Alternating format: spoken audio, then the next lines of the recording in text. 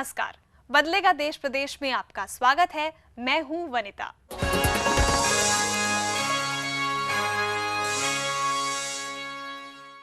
पिछले एपिसोड में हमने आपको हरियाणा के व्यापारियों की तकलीफों और उनकी चुनौतियों के बारे में बताया था। उस दौरान हमने ये भी देखा कि हरियाणा में अनाज मंडियों का विस्तार तो हुआ है, लेकिन उनकी समस्याएं जस की तस बनी हुई हैं।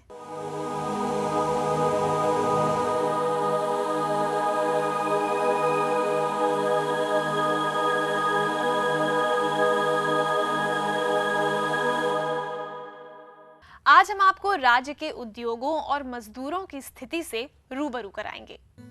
हरियाणा के बारे में आम धारणा यही है कि यहाँ खेती बाड़ी का ही काम होता है, लेकिन आज ये प्रदेश औद्योगिक क्षेत्र में तरक्की करने के लिए तत्पर है। लेकिन इस क्षेत्र में सही विकास तभी संभव है जब सरकार इसके लिए जरूरी सभी सुविधाएं मुहैया करवाए और उद्योगों के विकास के लिए अनुकूल वातावरण तैयार करे। लेकिन स्थिति बिल्कुल इसके विपरीत है। चाहे आधारभूत ढांचे की बात हो या बिजली की समस्या, आज प्रदेश का औद्योगिक क्षेत्र कई गंभीर समस्याओं से जूझ रहा है। जब रोड नहीं है तो ट्रांसपोर्टेशन नहीं है, रोड अच्छा होएगा तो ट्रांसपोर्टेशन सही रहेगी। पहले नगर पालिका थी तो नगर पालिका कहती थी हमारे एरिया में नहीं है। फिर हम सिवा के सरपंच से मिले कि सर आप हमारी समस्या सुनिए और हमारा ये रोड बनवा दीजिए। वो कहने लगे हमारे को कोई आपसे इनकम नहीं है, ना आप हमें कोई टैक्स देते ना कुछ देते, हम तो आपका रोड बनाएंगे नहीं। हमारे को यहाँ इस एरिया में कोई सुविधा नहीं दी जा रही। बिजली की तरफ से है, बिजली सिर्फ 7-8 घंटे ही आती है, बाकी अंधेरे घुप रहता है, जिसकी वजह से जनरेटर चलाने पड़ते हैं जिनका खर्चा बहुत ज़्यादा पड़ता है। हरियाणा का नाम लेते ही लोगों के दिमाग में एक कृषि प्रधान राज्य की तस्वीर घूमने लगती है, लेकिन सिर्फ कृषि के सहारे ही काम नहीं चल सकता। बड़े स्तर पर औद्योगिकरण आज प्रदेश की जरूरत है। हरियाणा में औद्योगिकरण तो हुआ, लेकिन उद्योगों की हालत यहाँ पर बहुत खराब है। औद्योगिक क्षेत्र में तरक्की से ही हरियाणा की अर्थव्यवस्था तेजी से आगे बढ़ सकती है, लेकिन इसके लिए सरकार के पास दूरगामी नीति होनी चाहिए। औद्योगिक विकास जो हुआ है, अगर हम उसका आकलन करें, कहने को हरियाणा का है, लेकिन सही मायने में देखा जाए तो ये औद्योगिक विकास गुड़गांवा, मानेसर या टू सम एक्सटेंट बावल तक सीमित होकर रह गया है। साथ के साथ हमें ये भी देखना होगा कि इसमें उद्योगों का विकास जो हुआ है वो किस तरह के उद्योगों का विकास हुआ है। इसमें मेजरली देखा जाए तो मारुति, हीरो होंडा और उनकी जो एंसेलरी यूनिट्स जो लगी हैं जापानियों की, उनकी वजह से विकास की दर इतनी ज़्यादा हुई है। हकीकत क्या है कि जो जितने भी छोटे उद्योग हैं उनका हाल दिन पे दिन बद से बदतर होता जा रहा है। और जहां आपने नीति की बात की, बल्कि मैं एक बात और कहना चाहूँगा, अभी हाल ही में पिछले 1-2 साल से अगर हम देखें तो ऐसा क्यों हुआ कि अगर हरियाणा की उद्योग नीति अच्छी थी तो मारुति को हरियाणा से नहीं लगा के गुजरात में दूसरा प्लांट लगाने की क्या ज़रूरत हुई। और ऐसे और भी बहुत से निवेशक जिन्होंने हरियाणा में इंटरेस्ट दिखाया था, वो अब हरियाणा में नहीं लगा के वो गुजरात या अन्य प्रांतों में जाके जो है अपनी फैक्ट्रीज लगा रहे हैं। 2001 से 2009 के बीच राज्य में 40,000 करोड़ रुपए का निवेश हो चुका था और 90,000 करोड़ रुपए का निवेश जल्दी होने की संभावना जताई जा रही थी। 2009 में राज्य सरकार ने नई औद्योगिक नीति का ऐलान किया ताकि 2 लाख करोड़ का और निवेश राज्य में हो सके और 10 लाख लोगों को रोजगार मिल सके। लेकिन जमीनी सच्चाई कुछ और ही बयां करती है। आज समस्याओं के चलते कई शहरों में कारखाने बंद हो रहे हैं। उद्योगपति प्रदेश से पलायन करने को मजबूर हैं। राजस्थान जो बिल्कुल नेबरिंग स्टेट है, which is we are on the border of Rajasthan, तो वहाँ हमने पाया कि वहाँ पर तो लैंड फिक्स है, पर 2 वहाँ लीज पर है, पर 90 ईयर्स की लीज है और एटलीस्ट आई नो कि मुझे कितना पैसा खर्च करना है एक बार में, तो which is very essential part. Land बहुत एक्सपेंसिव होती है, तो इंडस्ट्री के लिए इतना आसान नहीं है to run because expenditure must be known to us before we proceed। इसलिए हम लोगों ने एक राजस्थान में जाना ज़्यादा पसंद किया। फिर एक फैक्टर और भी वहाँ अच्छा मिला हमें कि वहाँ power availability is very high. यदि मैं अपने एक्सपीरियंस से आपको बता पाऊँ तो 90% से 98% पावर अवेलेबिलिटी है राजस्थान में और हमारे हरियाणा में 60% पावर अवेलेबिलिटी है। उद्योगों को अपनी ओर आकर्षित करने के लिए हरियाणा सरकार के पास कोई दूरगामी योजना या नीति नहीं है। राज्य में पिछले कुछ सालों में 112 नई बड़ी और मध्यम दर्जे की इकाइयां स्थापित हुई हैं। इसके साथ ही 15,500 के करीब लघु इकाइयां भी स्थापित हुई हैं। लेकिन राज्य में मजबूत औद्योगिक ढांचा न होने के कारण इन इकाइयों की हालत ज्यादा अच्छी नहीं है। जो बहुत बड़ा चैलेंज है हरियाणा जैसे राज्य में, जो कि शायद और कुछ राज्यों में कम हो, वो है कॉस्ट ऑफ एंट्री। आज कॉस्ट और टू सेटअप अ प्रोजेक्ट, आज एक प्रोजेक्ट को लगाने की जो कॉस्ट है वो हरियाणा जैसे राज्यों में और राज्यों से बहुत अधिक है। राज्य में कई बहुराष्ट्रीय कंपनियां हैं। हरियाणा में मुख्य रूप से ऑटोमोबाइल और auto parts industry, bicycle industry, tractor industry, machinery industry, consumer durable industry, glassware और सैनिटरी वेयर इंडस्ट्री और साइंटिफिक इंस्ट्रूमेंट इंडस्ट्री हैं। लेकिन सरकार इन उद्योगों के विकास के अनुकूल वातावरण मुहैया नहीं करा पा रही है। उद्योगों को ध्यान में रखकर ही राज्य सरकार इंडस्ट्रियल मॉडल टाउनशिप विकसित कर रही है। ये टाउनशिप फरीदाबाद, रोहतक, मेवात और खरखोदा में विकसित की जा रही है। इसके अलावा गुड़गांव के मानेसर और रेवाड़ी के बावल में मौजूद टाउनशिप का और विस्तार किया जा रहा है। लेकिन आधारभूत ढांचे और दूरगामी उद्योग नीति के अभाव में ये काम ठीक ढंग से नहीं हो पा रहा है। यहाँ पर लाल फीताशाही और भ्रष्टाचार अपने चरम पर हैं, इसीलिए अपेक्षित नतीजे नहीं आ सकते। आज हरियाणा के अंदर मैं मानती हूँ कि बहुत ज़्यादा अनएम्प्लॉयमेंट हुई पड़ी है। अगर यहाँ पे इंडस्ट्रीज टाउनशिप इतने बनाए गए हैं, वैसे कहने को तो बहुत बड़े बड़े टाउनशिप खोले गए हैं, गुड़गांव में, पलवल में, फरीदाबाद में, इन सब जगहों पे बहुत कोशिश की जा रही है कि जी हम ये बना रहे हैं। लेकिन मैं ये सोचती हूँ कि अगर ये पहले से ही प्लानिंग कर ली जाए कि इस एरिया में, क्योंकि इंडस्ट्री लगेगी, इसको पूरी इलेक्ट्रिसिटी दी जाएगी, पानी दी जाएगा, और जो वहाँ पे काम करने वाले हैं उनको रहने की प्रॉपर व्यवस्था की जाएगी, तो मेरे ख्याल से हमारी इंडस्ट्री बहुत आगे बढ़ सकती है। हरियाणा के औद्योगिक क्षेत्र की एक बड़ी समस्या मजदूरों में लगातार फैल रहा असंतोष भी है।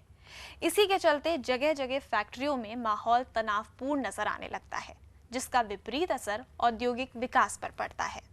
कल कारखाने हैं तो मजदूर भी होंगे, और मजदूर होंगे तो उनकी जरूरतें भी। जब उनकी जरूरतों और मांगों को अनदेखा किया जाता है तो मालिक और मजदूरों के बीच में टकराहट होती है। ऐसे में राज्य में कई बार औद्योगिक अशांति भी देखने को मिली है, जैसे होंडा गुड़गांव और मारुति की मानेसर की फैक्ट्री में तो भयंकर हिंसा की घटनाएं हुई।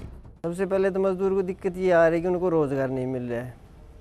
जैसे कोई भी कंपनी लगती है, बावड़ हो, मानेसर हो, गुड़गांव हो, फरीदाबाद, कहीं भी हो, तो वहाँ के लोकल बंदे को बिल्कुल भी लिया ही नहीं जाता है। अदर स्टेट से पहले लिया जाता है, जबकि होना ये चाहिए कि हमारी ज़मीन है तो वहाँ पे अगर कंपनी लग रही है तो सबसे पहले वहाँ की जिसकी ज़मीन गई है उनके बच्चों को परिवार से नौकरी मिले, उसके बाद ज़िले से या फिर राज्य से। लेकिन यहाँ सब कुछ उल्टा है, अदर स्टेट को पहले नौकरी मिलती है और हमें बाद में बड़ी मुश्किलों से नौकरी मिलती है। अभी पीछे काफ़ी बड़े हादसे हुए हैं। मारुति की इंडस्ट्री है यहाँ पे, तो वहाँ भी एक हादसा हुआ और कोई एक अधिकारी भी जल के ख़त्म हो गया। और इसमें क्या होता है, यूनियनबाजी बहुत होती है और जो मैनेजमेंट और लेबर के बीच में एक गैप होता है, जिसको कि अगर सही तरीके से फिल करने वाले लोग ना हो तो ये इंडस्ट्रीज़ को डुबो भी देता है। और यही अगर उनके तालमेल अच्छे हों, जो उनके बीच का गैप है उसको प्रॉपर फिल करने वाले व्यक्ति बैठे हों, और इंडस्ट्रीज़ में अगर महिलाएं काम करती हैं तो उनके वेलफेयर के लिए खास ध्यान देना चाहिए। बहुत सी महिलाएं काफ़ी रात तक लेट नाइट शिफ्ट भी करती हैं, उनके लिए स्पेशल पेमेंट्स का उनको थोड़ा ज़्यादा होना चाहिए, क्योंकि एक महिला है उसका भी करना चाहिए। और बहुत से मजदूर महिलाएं हैं जो कि काम कर रही होती हैं, उनके बच्चों के लिए कोई व्यवस्था नहीं होती, कोई स्कूल होने चाहिए, उनके रहने के लिए होना चाहिए। मैंने देखा वहीं बच्चे खेल रहे होते हैं और वो अपना मजदूरी कर रही होती हैं। तो इस तरह का कोई सेटअप नहीं है जिसकी वजह से इन महिलाओं को कोई स्पेशल हम पैकेज दें जिससे कि और बढ़ावा मिले, ताकि महिलाओं को लगे कि हम यहाँ सुरक्षित भी हैं और हमें यहाँ ज़्यादा फ़ायदा भी होगा काम करने से, हमारे बच्चों की भी प्रॉपर केयर हो जाएगी, तो वो दुगने उत्साह से काम करेगी और वो इंडस्ट्री काफ़ी तरक्की करेंगी इस चीज़ के लिए। राज्य में उद्योगों की स्थिति और मजदूरों की समस्याओं पर हमारा ये कार्यक्रम जारी है। अभी वक्त हुआ है एक ब्रेक का। ब्रेक के बाद हमारे साथ होंगे समस्त भारतीय पार्टी के राष्ट्रीय अध्यक्ष सुदेश अग्रवाल।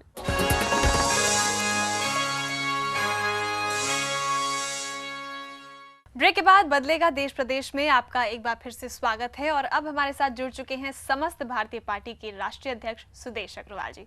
सुदेश जी नमस्कार, बहुत बहुत स्वागत है। नमस्कार सुदेश जी, सबसे पहला सवाल मैं आपसे यही पूछूंगी कि हमारा जो हरियाणा का औद्योगिक परिदृश्य है उसे आप किस तरह देखते हैं?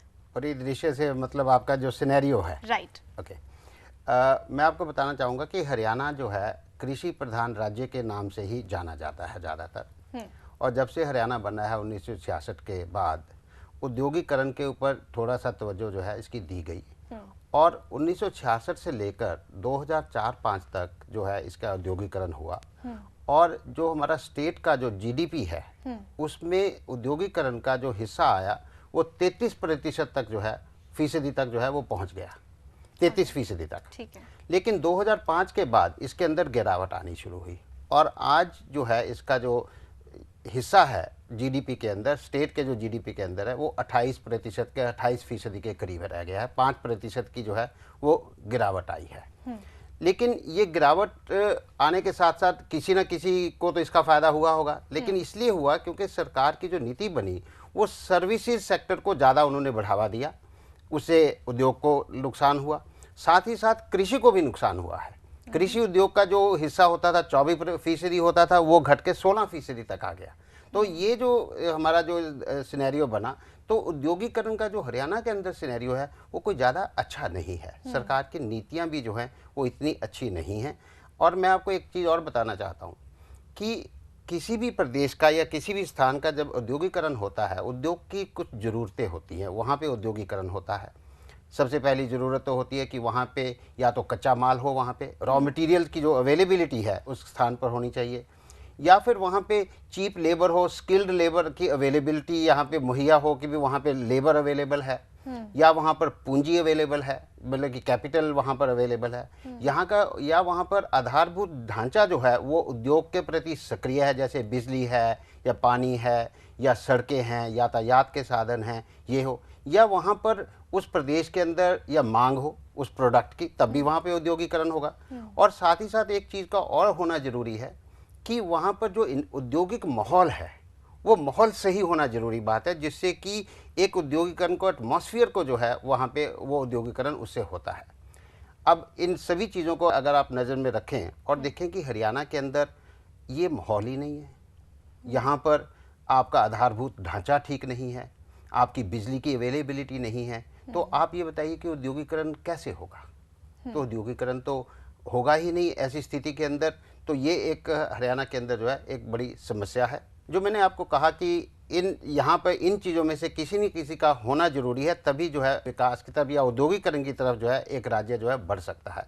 लेकिन हरियाणा के अंदर इनमें से कोई ऐसी व्यवस्था नहीं है जो कि सक्रिय रूप से अवेलेबल हो, और यहाँ पर कोई सिनेरियो इतना ज़्यादा अच्छा नहीं है। दिल्ली से सटा होने के कारण हरियाणा का औद्योगिकरण तो हुआ, लेकिन हरियाणा के अंदर उद्योगपति बहुत सी समस्याओं को जो है वो झेल रहे हैं। आज हरियाणा का उद्योगपति अपने आप को असुरक्षित मानता है, इनसिक्योर फील करता है, क्योंकि मजदूर और यूनियन जो हैं उनके साथ उद्योगपतियों का जो तालमेल है वो ठीक नहीं चल रहा है, और नेता सरकार उसको ठीक शायद बनाना ही नहीं चाहती है या बना नहीं रही है, क्योंकि वो ये मानती है कि दो बिल्लियों की लड़ाई में बंदर जो है अपनी रोटी जो है वो सेक ले, अपना खा जाए सारा माल।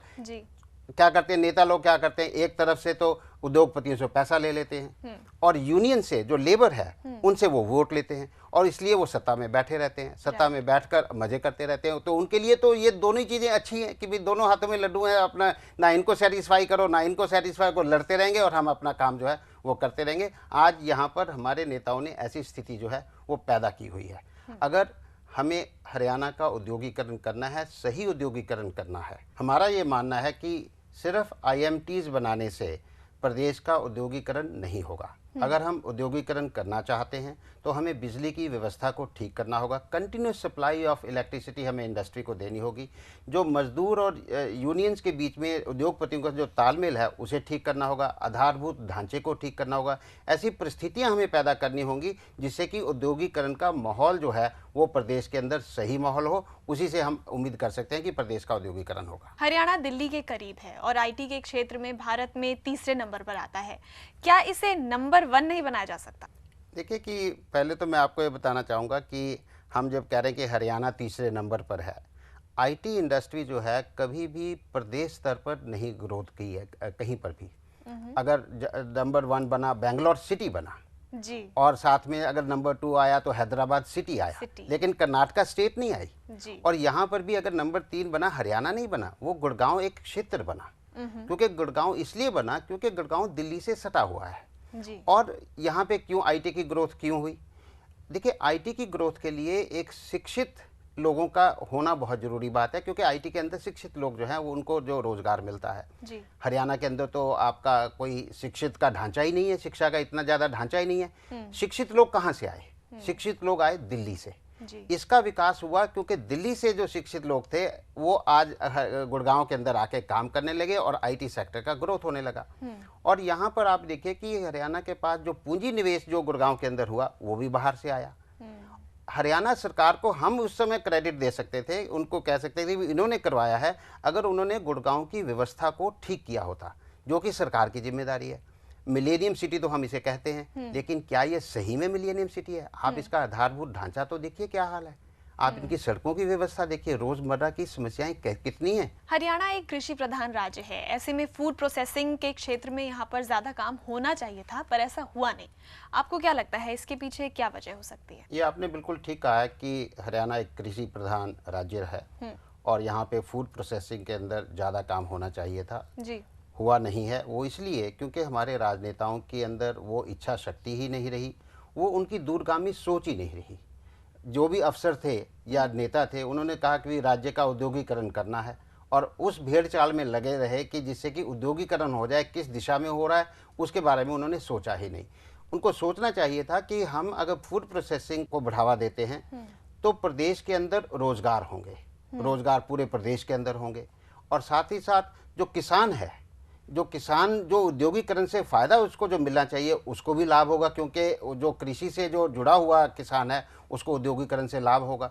लेकिन अगर आपने इसको बढ़ावा देना है तो आपको बिजली चाहिए, आपको पूरे प्रदेश के अंदर सड़कें चाहिए, आपको यातायात के साधन चाहिए, आपको लेबर की ज़रूरत है, लेकिन ये चीज़ें तो आप पूरे प्रदेश में करते नहीं हैं। तो इन्होंने क्या किया, इन्होंने कहा कि दिल्ली के आसपास का इलाका जो है हम उसका औद्योगिकरण कर लेते हैं। इसलिए आप देखें कि औद्योगिकरण कहाँ कहाँ हुआ, आपका गुड़गांव में हुआ, आपका फरीदाबाद में हुआ, आपका कुंडली में हुआ, आपका रोहतक में, इन्होंने क्योंकि रोहतक से मुख्यमंत्री जी हैं तो आईएमटी रोहतक लेके गए। आप इसको एलनाबाद क्यों नहीं लेके गए, आप इसको सिरसा क्यों नहीं लेके गए, आप मेवात के अंदर औद्योगिकरण क्यों नहीं कर रहे हैं आप? क्यों? ये जो इसलिए क्योंकि इनकी दूरगामी जो है वो नीति नहीं रही। हरियाणा में उद्योगों की गति तेज कैसे की जाए इस बारे में भी आपसे बात करेंगे, लेकिन एक ब्रेक के लिए रुकेंगे। तो फिलहाल हमारे लिए वक्त है एक छोटे से ब्रेक का। आप बने रहिए हमारे साथ और देखते रहिए बदलेगा देश प्रदेश।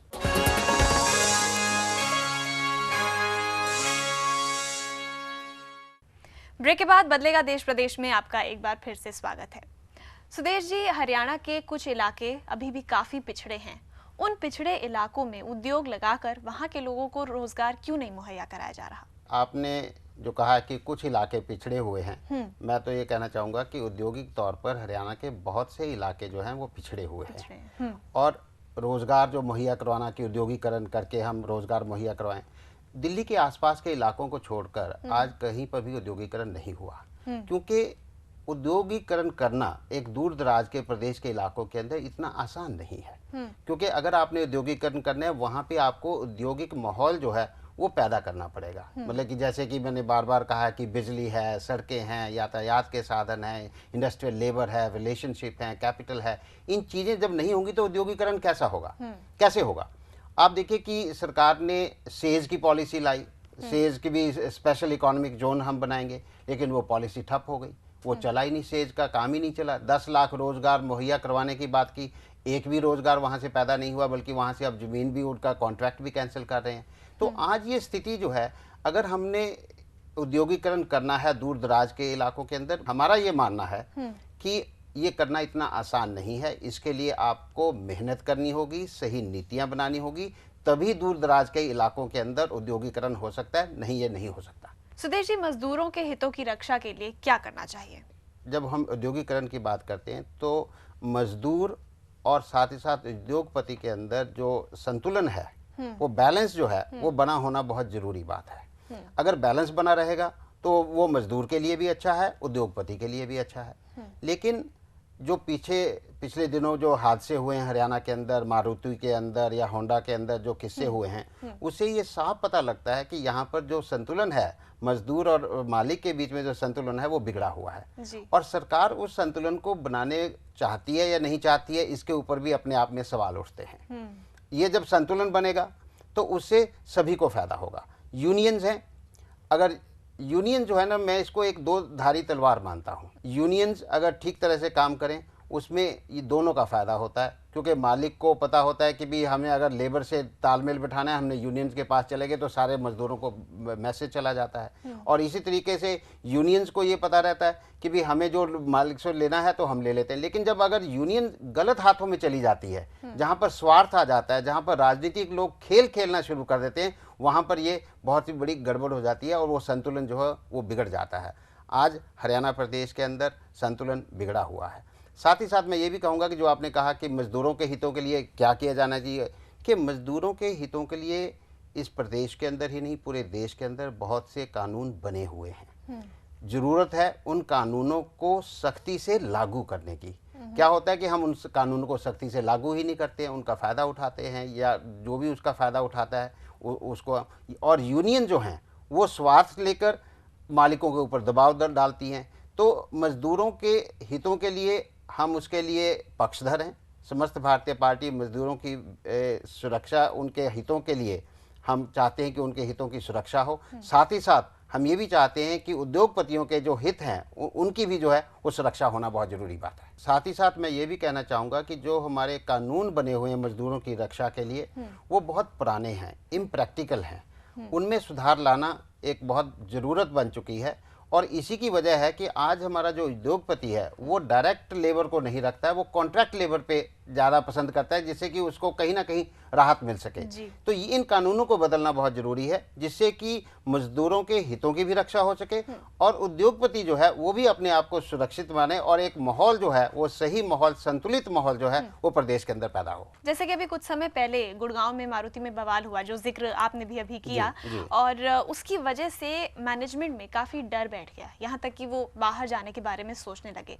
ऐसी स्थिति से बचने के लिए आपको क्या लगता है, क्या करना चाहिए? जो मारुति होंडा जो औद्योगिक इकाइयों के अंदर जो बवाल मचा, वो एक बहुत ही निंदनीय घटना है और इसके ऊपर कहीं ना कहीं जो है रोकथाम लगना बहुत ज़रूरी बात है। और सरकार ने इंडस्ट्री को प्लान करने से तो रोक लिया, मतलब कि टेम्परेरीली तो रोक लिया, लेकिन उसका नतीजा क्या हुआ कि जो मारुति ने जो एक्सपेंशन जो हरियाणा के अंदर करना था, आज उन्होंने वो एक्सपेंशन हरियाणा के अंदर बंद कर दिया।